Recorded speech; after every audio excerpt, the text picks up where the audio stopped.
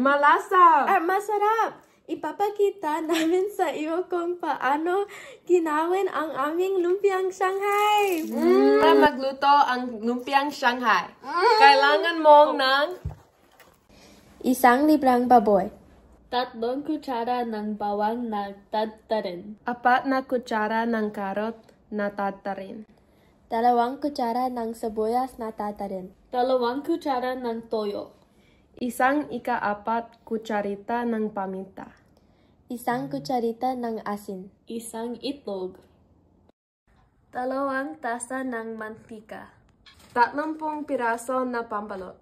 Umpisahan na natin!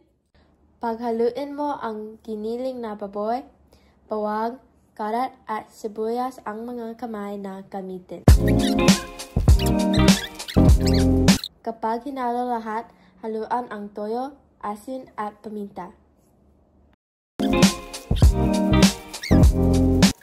Bago ka balutin, maghugas ng kamay. Ilagay ang pambalot sa isang patag na ibabaw. Sandukin ang pinaghalong sa pambalot.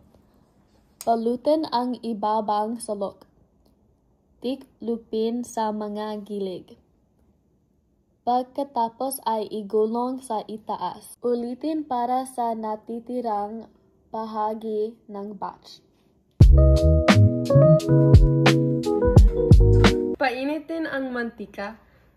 Kapag papainitin, pirituhin ang lumpiang hanggang kaya manggi, ngunit huwag sunugin kapag kaya manggi na. Alisin na sa mantika. Ngayong plato, magdasal bago kumain. Ngalan ng Ama at ng Anak at ng Espiritu Santo. Amen. Amen. Bless us, our Lord, and these I give, which we're about to receive from thy bounty through Christ our Lord. Amen. Amen. Sa ngalan ng Ama at ng Anak at ng Espiritu Santo. Amen. Amen. Digin! Amen. Digin! Okay, cheers!